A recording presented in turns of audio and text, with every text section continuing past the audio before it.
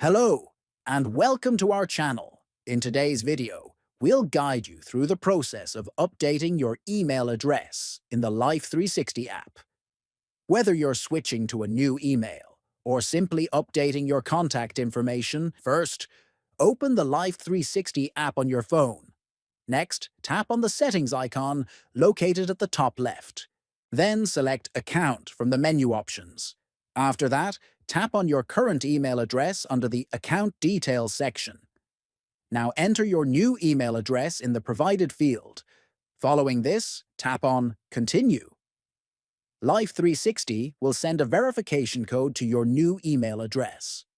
Once you receive the code, enter it into the app and tap Continue to confirm the change. Finally, your email address will be updated and you'll receive a confirmation notification within the app. And that's it. You've successfully updated your email address in the Life360 app. If you found this video helpful, please give it a thumbs up, share it with others, and consider subscribing to our channel for more tutorials. Thanks for watching and take care.